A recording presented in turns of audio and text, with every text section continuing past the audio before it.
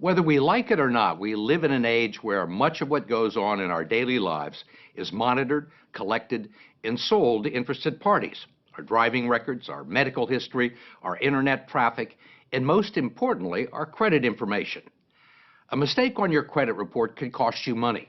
It can increase the interest you pay on your loans, prevent you from getting a mortgage or buying a car, landing a job, or getting a security clearance. It's not uncommon. A new government study to be released tomorrow indicates as many as 40 million Americans have a mistake on their credit report.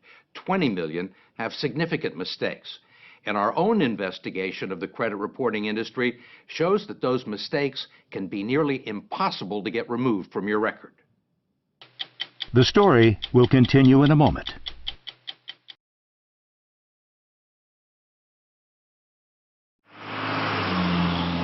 Consumer credit reporting is a $4 billion a year industry dominated by three large companies, Experian, TransUnion, and Equifax.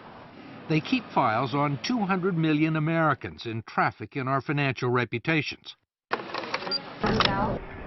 They make their money gathering information from people we do business with and selling it to banks, merchants, insurance companies, and employers, and they use it to make judgments about our creditworthiness and reliability. But now the reliability of the industry is being questioned in an 8-year Federal Trade Commission study to be released tomorrow.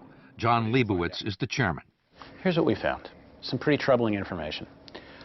1 out of 5 Americans has an error on their credit report. And 1 out of 10 has an error on their credit report that might lower their credit score. I'm trying to think of another industry where a 20% error rate would be acceptable. That's a pretty high error rate. It's a pretty high error rate. I think the more we look at this and the more the American people know about this, the madder they're going to get. Ohio Attorney General Mike DeWine has opened his own investigation into the credit reporting industry, which for years has blamed mistakes on banks and merchants that provide them with bad information. But DeWine argues the fault lies with the industry for what he says are clear violations of the Fair Credit Reporting Act. Do these companies have a legal responsibility to make sure that the information is accurate? The federal law says that if you believe that there is a mistake, you can go to them and they have an obligation to do a reasonable investigation. They're not doing a reasonable investigation. They're not doing an investigation at all. Every day, DeWine's office fields calls from desperate constituents who can't get the credit reporting agencies to answer their questions or correct mistakes on their report, like paid bills listed as delinquent, closed accounts listed as open, and bad debts that belong to other people with similar names or social security numbers. The problem is not that they make mistakes, it's they won't fix the mistakes. It literally is like this, guy behind the curtain in The Wizard of Oz. You really don't know what he's doing. It really is a secret operation that is so hard to crack. 8 million people a year file disputes about their credit report, which usually requires a visit to the Experian, TransUnion, or Equifax websites.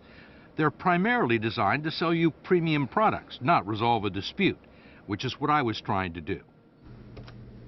There's a toll-free number you can call, which is likely to connect you to someone on a faraway continent. Thank you for calling. My name is Kevin. How may I help you? Where are you located? India.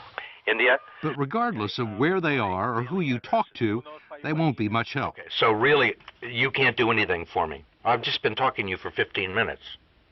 I mean, the only thing you can do is to tell me to fill it out online. Yes, Mr. Crow.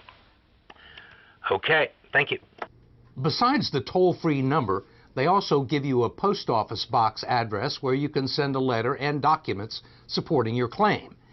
In each case, it's extremely unlikely that anyone with the authority to resolve your dispute will ever actually see it. Ask Sandra Cortez, a California accountant whose credit report confused her with an international drug trafficker. It took her 5 years to get it fixed. Or David Smith, the retired Army officer whose credit report listed a bankruptcy that wasn't his and triggered a foreclosure proceeding against his house in South Carolina. He's still dealing with the fallout. Or Judy Thomas, a trauma nurse with a horror story worthy of Hitchcock or Kafka. There's nobody to go to. There's nobody. You just keep making phone calls and you just keep writing disputes and you keep sending them your social security number and they don't care. Thomas, who manages 2 medical centers near Cleveland, says it all began in 1999 when she went shopping for a new dress and applied for a store credit card to get a 15% discount. She was denied. Was that the first time you'd ever been denied credit? Yes, very first time. Ever? Ever. Ever. But certainly not the last. It became a regular occurrence. The personal credit reports she got from Experian, TransUnion, and Equifax were all clean and without blemish. Yet she kept getting rejected and couldn't find out why. I would get a consumer report and it would look fine. I would go to the bank and they would tell me, oh no, you have all this debt. But no one would tell me what was on there. They wouldn't tell you what the debt No. was? And they wouldn't give you a copy of the report No. that they had? Nope. It took Judy Thomas several years to discover what almost no one knows, that the credit reports the agencies send to you are different than the ones they sell to banks, merchants, and mortgage brokers. And she only found that out when a loan officer left her file on his desk and walked out of the room. And what did you see? I saw debt from Utah Medical Center. I saw debt from a veterinarian clinic in Utah. I saw collections for a Judith Kendall. Judith Kendall, not Judy Thomas. Correct. What's going through your mind? What the hell is she doing on my credit report? What the hell is her debt doing on my credit report? You think this would be very simple to get straightened out? You would think. Yeah, you would think. This is my Judy Thomas versus Judith Kendall file. Instead, it became a 6-year battle with credit agencies requiring box loads of correspondence to try and prove that she was Judy Thomas, not Judith Kendall, all to no avail. You get a lot of time invested in this. How important are these documents? It's my life. There are logs of daily phone calls to dispute centers, hundreds of letters to Experian, Equifax, and TransUnion, even correspondence from Judith Kendall's creditors in Utah, acknowledging that the debts on her credit report aren't hers. I would get letters back from these companies saying this, in fact, is not you. You still couldn't get it off your credit report? No, I sent copies to the credit bureaus, and they would come back as mine, verified, verified.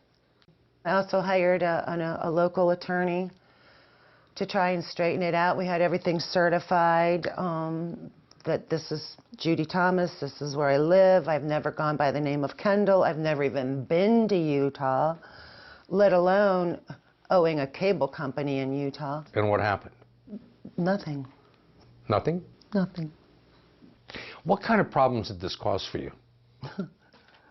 I couldn't refinance. I couldn't take advantage of the interest rates. I couldn't get a car. I couldn't co-sign for my children's student loans. And I'd worked hard for my credit. And these people were taking it away from me. Finally, Judy Thomas took the only recourse available to her. She sued Equifax and TransUnion in federal court. And after a year-long battle, the credit reporting agency settled for an undisclosed sum and promised to clean up her file. Did you think it was going to take a federal lawsuit? Heck no, it just takes a human being going, wow, this isn't Judith Kendall, let me fix this. That's all they had to do. But as we discovered, that almost never happens. If you challenge a credit report and mail your information to a post office box in the United States, the dispute will likely be investigated in India or the Philippines or South America.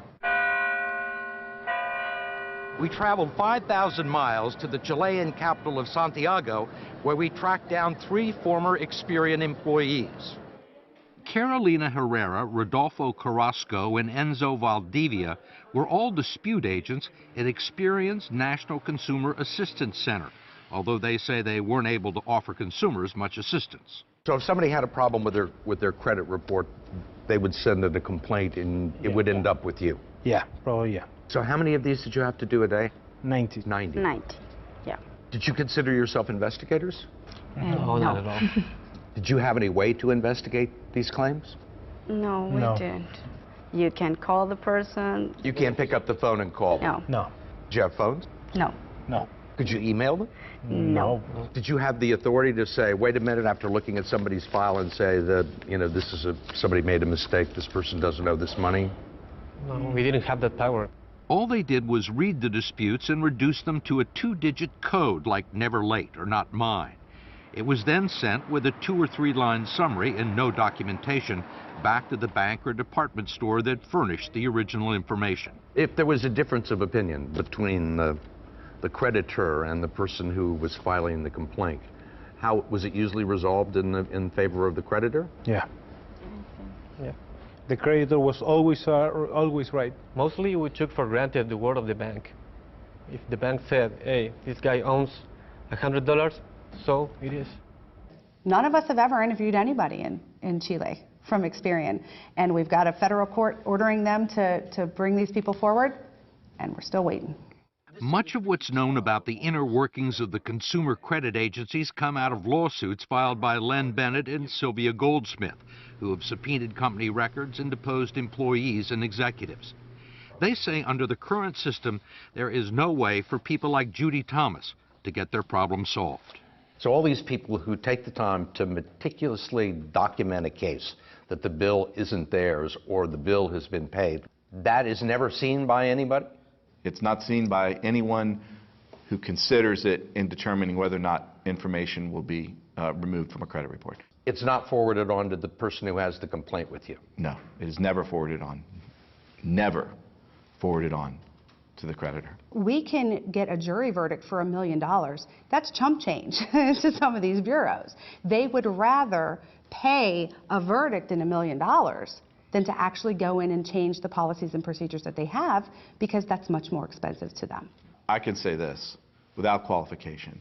The dispute procedures used by the credit reporting agencies, uniformly used, completely fail to comply with the Fair Credit Reporting Act. Courts have found that. The Federal Trade Commission has found that. It's not even a close call.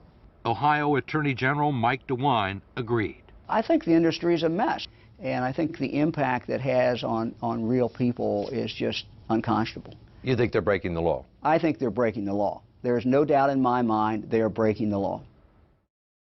We wanted to talk to Equifax, TransUnion, and Experian, but like most consumers, we were unsuccessful. The agencies referred us to the spokesman for their lobbying group in Washington. He, too, declined our request for an on-camera interview, but did provide a written statement, citing an industry-sponsored survey that showed 95% of its customers were satisfied with the dispute process. The industry maintains it's in compliance with federal law. Go to 60minutesovertime.com to find out what you can do if you think there's a mistake on your credit report. Sponsored by Lyrica.